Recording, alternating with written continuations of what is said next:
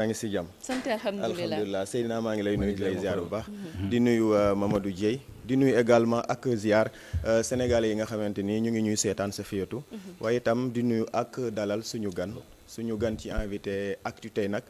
mu ngi tudd Albert Da Silva. Albert Da Silva mooy commissaire national à la communication des scouts du Sénégal muy mouvement scout moom moo yor seeni wàllum communication Albert ñu ngi lay dalal bu baax. Merci beaucoup monsieur Khourane di la remercier ci invitation bi di remercier également télé bi à travers opportunité bi ngeen ñu may tey jii nii pour au moins ñu mën a expliquer sénégalais yi lan mooy scout du Sénégal lan mooy sunu mission ak aussi lan mooy sunu devoir envers notre pays. waaye di nuyu waale Najib Sagnane xam naa ne si ñoom la bokk. grand Najib ñu ngi koy nuyu bu baax.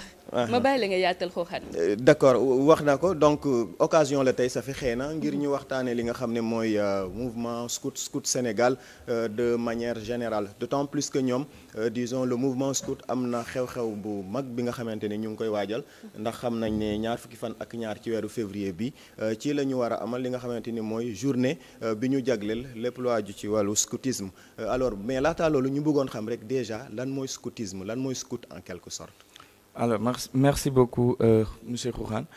donc déjà scoutisme mooy li nga xamante ne tey jii nii benn mouvement la benn kuréel bi ëmb ay ndaw fii d'abord à travers le monde mais également fii ci Sénégal aussi État du Sénégal reconnaître ñu donc ñu nekk membre ci li nga xamante ne moom mooy confédération sénégalaise du scoutisme bi nga xamante ne moo ëmb scout du Sénégal ak éclairé et éclaireuses yi Najib fa la bokk looloo waral ñuy collaborer ensemble mais ñun ñëpp dañoo daal di tënku ci benn kuréel bu mag bi ñuy woowee organisation mondiale du mouvement scout bi nga xamante ne à travers le monde ça regroupe plus de c'est l'un des rares mouvements de jeunes en tout cas bi nga xamante ne dafay regrouper plus de 65 millions d'adhérents léegi ñun fii nag ci Sénégal dañoo nekk benn kuréel ndaw comme ni ma ko waxee tout à l'heure bi nga xamante ne dañuy tàggat ndaw ñi ci li nga xamante ne mooy citoyenneté ci li nga xamante ne mooy civisme ci li nga xamante ne mooy tey jii nii yow ndaw naka nga mën a def pour jàppale sa gox mooy li ñuy woowee ci ñun engagement communautaire yow mi ndaw tey naka nga mën a def ba sàmm jàmm ji nga xamante ne moo ngi suñu réew wala li nga xamante ne tey jii nii jàmm jooju ñun ndaw yi ñoo ko war a sàkku di ko war a jëfee di ko war a dox. mission yi xëy na daañu ci ñëwaat léegi mais bëggoon nañ xam également disons ku bëgg a bokk ci mouvement bi alors ban voie nga war a jaar quelles sont les conditions à remplir bu fekkee am na ay conditions yi ñuy teg ngir képp koo xam ne ni xëy na bëgg na intégrer mouvement scout mu xam ne ci yoon wii laa war a jaar wala bokk yi mooy préalable yi ma war a remplir laataa may dugg ci mouvement bi. Voilà donc je pense que Sénégal fii souvent question boobu dañ koy faral di dégg te daf ñuy neex également ñu ànd ci ay leeral ndax mouvement scout du Sénégal dafa nekk déjà benn mouvement benn kuréel bi nga xamante ne ñëpp ci mën a bokk muy jullit bi muy catholique bi muy ki nga xamante ne sax athée nga ñëpp am nañ ci wàll également muy góor di jigéen ñëpp ci am wàll donc pour adhérer pour bokk ci ñun dafa yomb fi nga dëkk sax gox bi nga dëkk gox boo mënti dem ci Sénégal am na mouvement scout da ngay daal di jege c'est vrai que nag Sénégal mouvement scout bi dafa gën a affilié wu ci côté religion christianisme xëy na loolu moo tax ñu bari jàpp ni sax pour catholique yi kese la mais ñëpp a ci wax donc pour adhérer groupe boo mënti dem boo jegee ñi nga xamante ne ñoom la ñuy woowee les chefs de groupe wala kenn ci ñun ki nga gis souvent muy takku fulaar et tout soo ko jegee moom dina la daal di expliquer naka nga mën a def ba tey ji nii nga bokk ci ñun daal di mën a ñëw ànd ak ñun ci suñuy mission ak ci suñuy liggéey mais également mën nga ñoo contacter à travers suñuy plateforme bi nga xamante ne mooy les plateformes digitales ñoo ngi ci quasiment plateforme yëpp ñoo ngi ci TikTok Facebook Instagram LinkedIn mais également Twitter ñu koy woowee jamono ji X donc mën nga ñoo contacter à travers ces plateformes. Par rapport à l'âge pour nga mën a adhérer say at nan la war a toll pour nga mën a bokk ci mouvement scout. donc mouvement bi moo ngi commencer à partir de 7 ans ba keroog bu la yàlla di may kàttan bi pour nga continuer mais dañ ko répartir ci ay branches donc am na première pàcc bi ñuy woowee la branche jaune bi nga xamante ne fa la jeune bi fa la xale la sax du ma ne jeune fa la xale bi di tàmmalee donc mu doon benn branche bi nga xamante ne diggante 7 à 12 ans foofu la xale bi di jàngee d'abord li nga xamante ne mooy civisme moom en tant que xale naka la mën a def pour servir dëkkam bu ñu jógee ci branche boobu noonu am na branche adolescente bi nga xamante ne fa la ndaw ñi di gën a nekk d'ailleurs sax moom mooy branche bi nga xamante ne kii di fondateur bi boobu la njëkk a defee expérience ci scoutisme mu ñu koy duppee la branche éclaireuse wala la branche verte bi nga xamante ne dafay englober les jeunes wala les adolescents de 13 à 17 ans ñoom ñoo fay nekk léegi nag am na benn branche bi nga xamante ne mooy branche bu ñuy woowee la branche rouge bi nga xamante ne en réalité fa la jeunes yi sax lu ñu naan jeune tranche d'âge jeunesse bi fa lañ ko mën a ràññee mooy de 17 à 26 ans donc après nag branche boobu souvent sax ci ay services communautaires ci ay reboisement xëy na dinañ ci dellu si ñoom lañ si gën a faral di gis donc après ñooñu il y a ce qu'on appelle ci ñun l'adulte dans le scoutisme mooy ay mag ñi nga xamante ne ñoo ngi fii di gunge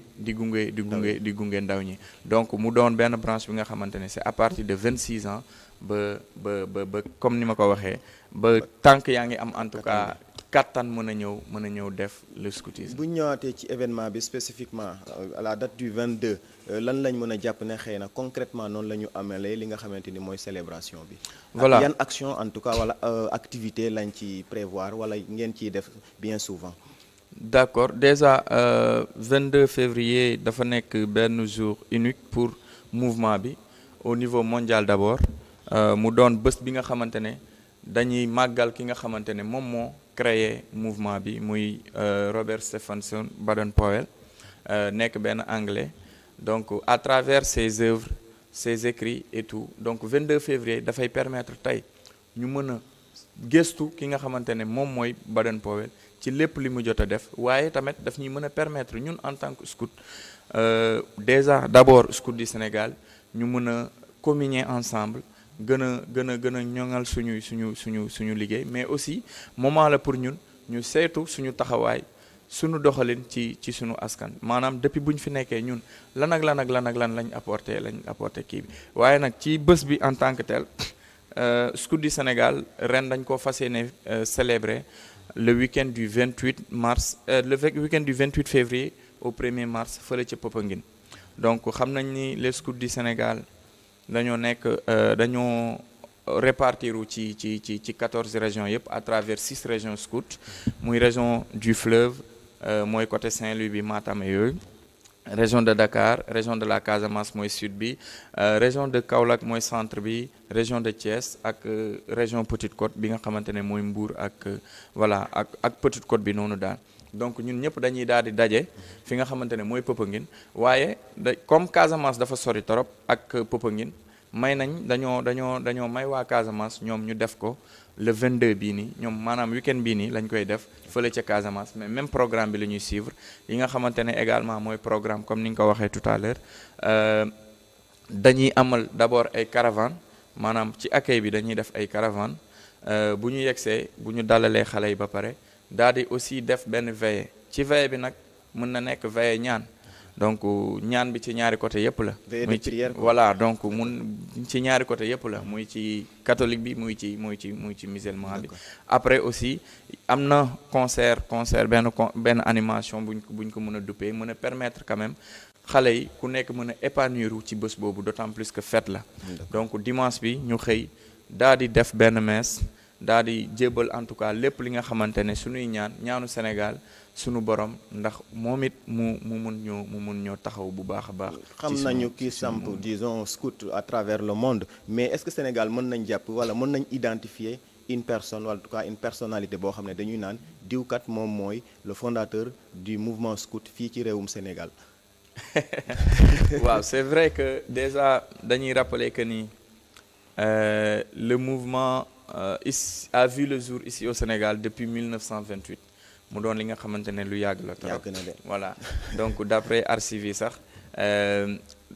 début bi bëriwuloon te c'était normal ndax ñoo ngi doog a ñëw mais jamono ji booy xool ñu gën a ràññee ci mouvement bi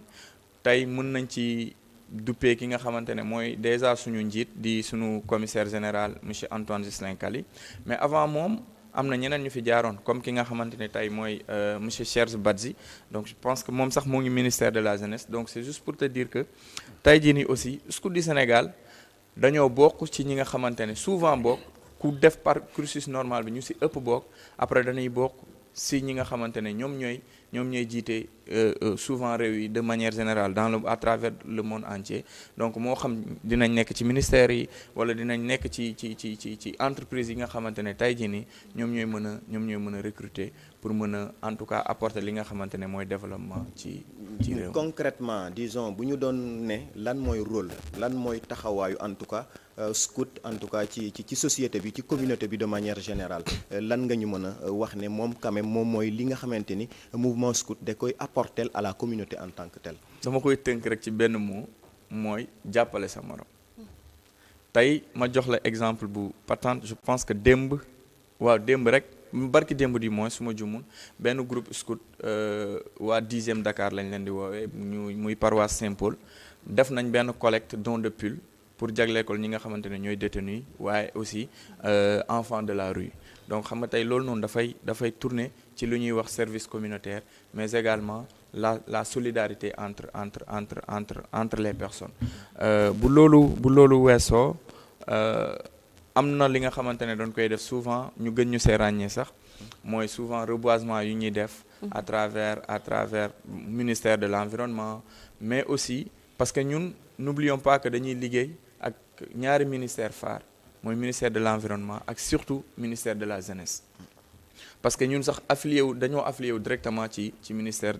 de la jeunesse donc yooyu dafa di li nga xamante ne concrètement ce sont des actions que les scouts mènent tey à travers même JOJ bi ñuy waajal am na ay volontaires scouts yu bëri ñi nga xamante ne ñoo ngi ci commission yi pour mën a en tout cas rendre service bu boobaa parce que ñun on est dans le volontariat du ñu laajte dara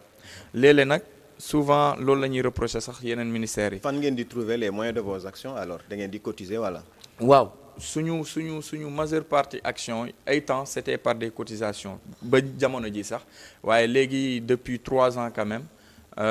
dañuy rédiger suñuy projet bopp jébbal ko ay partenaires mën na nekk partenaire état bi à travers ministères yi mën na nekk également ONG yi nga xamante ne dañuy liggéey ak ñoom ñoo ñuy jàppale souvent ci suñuy réalisation parce que daawti géej Scouts du Sénégal précisément au mois de février Scouts du Sénégal dañoo formé 50 ndaw ñi nga xamante ne uniquement ñoom pour bind ak coordonner programme la ak projet fii ci Sénégal loolu dafay permettre tey jii nii cotisation yi ñu doon faral di def ñu mun koo wàññi waaye ñuy mën a bind projet yi nga xamante ne au moins tey jii nii bu ñu amee projet au lieu ñuy cotiser pour réaliser ko mais dañuy ut bailleur pour mu mun ñoo jàppale waaye nag n'oublions pas que suñu bailleur principal suñu premier bailleur mooy état du Sénégal parce que lépp lu ñu mënta def pour moom la d'abord balaa muy nekk pour beneen ONG wala pour beneen kuréel. sous ce rapport est-ce que kon mën nañu xalaat wala ndax mën nañu jàpp ne en tout cas li nga xamante ni mooy scout mën na doon sax quand même benn association organisation boo xam ne nii xëy na mën na indi ay saafara ci yenn jafe-jafe yi nga xamante ni ndaw yi ñu ngi koy jànkonteel. waaw bu baax a baax déjà su ma jëlee période campagne électorale bi Scouts du Sénégal dañ see jouer rôle bu am solo d'abord mooy lan rôle d'éveil de conscientisation. tey nekk ndaw warul tax doo bokk ci instance de prise de décision nekk ndaw aussi warul tax lu ñu la wax rek nga dem ci sans xam yow lan moo tax lii ma ciy dugg donc tey Scouts du Sénégal ñoom taxaw nañ quand même pour éveiller jeunes yi pour ne leen aussi tamit carrément que dem voter ji devoir la pour yow donc c'est juste pour ne la effectivement Scouts du Sénégal dañuy participer ci li nga xamante ne mooy doxalin réew mi waaye aussi ci li nga xamante ne mooy éveiller ak conscientiser ndaw ñi beneen kii bi nga xamante ne dañ koy faral di def d'autant plus que dañoo nekk ci ère numérique lu ñuy gën a souvent di faral di def sax mooy ay campagne digitale de sensibilisation sur le discours de la haine notamment bi nga xamante ne def nañ ko ànd si woon ak benn partenaire bu bureau africain ñooñu jàppale woon ci mise en œuvre bi mu doonoon li nga xamante ne benn activité bu enrichissante la ndax tey jii ni nit ki su demee ba xam ni carrément que ni su may waxal sama morom lu ñaaw de mën na andi ëllëg ay gàllankoor du ko def donc mais tey jii ni bu fekkente ne xamu ko donc day foog ni noonu la am na leneen aussi mooy souvent li nga xamante ne sax je pense que yenn journalistes yi seen domaine la seen spécialité mooy le fact checking tey jii nii voilà donc gis nañ ni souvent jeunes yi ñoo ngi ci réseau yi donc dañuy gis benn information rek ñu bëri duñ jël temps pour def benn vérification ci ginnaaw donc Scout du Sénégal quand même apporté nañ au moins benn solution pour ne ndaw yi tàggat ndaw yi ci loolu ne leen boo leen gisee te lee bu fekkante ne gis ngeen ni logo Walf la quand même prenez le temps ngeen dem ci site officiel Walf pour vérifier est-ce que information bi nga gis am na donc tey jii ni dafay permettre jeune bi dina mën a transmettre moom ay information yi nga xamante ne dafa fiable en toute responsabilité. D'accord, xëy na peut-être bii mooy doon suñu laaj bu mujj muy enfin naka ngeen di parvenir à en tout cas ngeen di jongler entre quand même mouvement bi ak les activités yi nga xamante peut-être des activités vos activités professionnelles wala sax vos activités individuelles yoo xamante ni xëy na yéen a ngi koy amal est-ce que loolu quand même du am problème mu temps en quelque sorte ne peut pas se poser à ce niveau-là. Voilà, donc booy xool souvent majeure partie tranche d'âge jeunesse bi tranche d'âge scoutisme du moins jeunesse bi la te souvent ñoom école bi la ak mouvement mais ñun boo ñëwee ci scoutisme dañ lay jàngal naka nga mën a organiser parce que dañoo jàpp ne nit moom tant que amoo organisation bu baax mënoo avancer si sa ngay gérer sa temps donc voilà même bu fekkante ne 2 programmes nga am ci journée bi te amoo munoo def sa programmation xamoo noo koy gérer doo ko def waaye bu fekkante ne 7-10 programme nga am ci journée bi et que nga xam nu ngay ficeler sa timing nu ngay doxalee nu ngay organiser woo pour mën ñun di nga ko mën a def waaye souvent nag côté ni nga ko waxee aspect professionnel bi souvent ñooñu dafay fekk ni yaa ngi ci âge adulte yaa ngi doon responsable moo tax ñun ci kaw c'est beaucoup plus stratégique nu ñuy def pour gunge ndaw ñi tey ñun bu ñu sañoon benn ndaw mooy ñëw tey teewee ñu fi expliquer waaye comme ni nga ko xamee peut-être que ñu bëri si ñoom dañoo jàng ji looloo waral tey jii ni ñun sax ñu mën a déplacer wu ñëw fekkee émission bi. D'accord, Sofietou dafa. Voilà, man en fait comme moom dafa ne par exemple tout ce qui intéresse les Sénégalais scoutisme da si dox ñun bokk nañ ci mouvement scoutisme depuis bi ñu nekkee xale mais on voit que ni am na yenn ndaw yoo xamante ne ce sont des Sénégalais ñoo xam dañ leen téye foofee na la sa Rabat yéen le mouvement lan moo ci seen kàddu tamit jëmee ci lu nu mel benn tamit ñaar mooy que ni bu ngeen di jàngal ndaw ñi yan message en général moom nga leen di gën a dugal ci seen bopp pour que ngeen ñu gën a mën a xam lan mooy civisme mais tamit nan la ñu mën a dimbalante ci suñu biir à travers les chants ak tamit sorties yi ñuy def ak yooyu noonu. Voilà, merci beaucoup déjà ci première question bi ñun ñëpp comme sénégalais bépp sénégalais dañ koy naqarlu ndax tamit quand même raaya Sénégal lañ demoon défendre donc bu loolu xewee ñun ñëpp en tant que sénégalais dañ koy naqarlu foofu suñu taxawaay lenn rek lay doon ñaan suñuy autorité ñu dox ci ay jéego en tout cas parce que ñooñu noonu suñuy nawle lañ ndax bëgg Sénégal moo leen yóbbee loolu yëpp waaye aussi diplomatie daal pour ñun moo mën a gérer problème bi di ñaan di profité ci occasion bi ci question boobu di ñaan aussi ndaw yi ñu gën a dal ci question bi ñu bañ a parparloo bañ a demee émotion ñu bàyyi suñu autorités yi wóolu suñu autorités yi gëm nañ ni ñoom buñ ci doxee njort nañ ni dinañ ci am ay résultats yu rafet waaye aussi di interpeller CAF ndax moom aussi am na ci rôle am na ci responsabilité ndax tey jii ni moom mooy organe bi nga xamante moo organisé woon compétition bi donc ñoom it ñoo ngi leen di woo ci biile combat ñu mën see jàpp bu baax a baax donc pour ñëw ci sa ñaareelu laaj bi mooy wàllum civisme mooy ni ma ko waxee tout à l'heure depuis tout temps que la ñuy dugal xale bi ci bopp xale bi lan mooy civisme par exemple xale bi balaa nga koy jàngal bale jàngal ko mu bañ a tilimal maanaam bu lekkee mu bañ a jël sànni ko nii ci mbedd bi tegal ko poubelle bu lekkee mu sànni ko ci poubelle bi bu ko defee benn yoon ñaari yoon fur et à mesure da koy xam sànq yaa ngi koy wax à travers nos chants également nous véhiculons d'importants messages parce que souvent ñu bëri dañuy gis scout yi di wéy di tàccu foog ni c'est juste pour l'ambiance non soo leen di xool souvent derrière chaque chant il y a quand même des paroles touchantes yi nga xamante ne dafay woote à l'éveil citoyen à l'éveil des voilà des consciences toujours ci citoyenneté wala xanaa di nga ñu woyal xanaa di nga ci musal comme ban léegi wéyal ñu sax waaw ku xaan mu ngi may forcer ma wéy quoi déjà man scout yi loolu lañ may tooñee quoi ni sama baat ñu neexul message bi moo ci am solo ñu mën a xam waaw dinaa si ñëwaat donc toujours ci civisme bi tey à travers quand même les écoles publiques dañuy mener aussi des visites xool yan école moo am drapeau yan école moo amul drapeau su fekkante ne am na drapeau quand même dañuy jéem a rapproché wu proviseur bi wala principal bi xam ñoom naka la ñuy doxalee dérouler seen levée des couleurs et tout pour enfin que bu fekkante ne école boobu noonu te njort nañ à 80% école boo dem da nga fay fekk scout kooku mën a au moins su fekkante ne école bi amul kii bi ñoom ñu xam naka lañ koy jàppale. léegi wéyal ñu bu temps bi moo ñu xoj. léegi wéyal comme ni ko xooxaan waxee. woy bi te ngeen ma xaa baal c'est que sama boo woyul nga wax ñu woy bi quand même le contenu peut-être dans voilà sama baat moo nekk damay bañ booy Seydina est prêt pour applaudir quoi. Seydina déggal li muy wax Seydina nax na ma nag mënoon na ma wax woy bi quoi ma au moins ma préparer ko benn donc peut-être d'abord interpréter quand on dit que tey par exemple que woy bi nga xamante ne sax soo yeewoo yeema donc muy woy bi nga xamante ne soo yeewoo yee ma su ma yeewoo yee la maanaam waa naa ñëw si rythme bi maanaam tey jii nii c'est juste pour dire que soo yeewoo sama rak yee ma ñu àndaale pour xëy parce que tey ku tëdd quand même mënoo liggéey donc moo tax ñun bu ñu nekkee souvent si sunu tante yi dañ naan soo yeewoo yee ma alors le chant dit boo yeewoo yee ma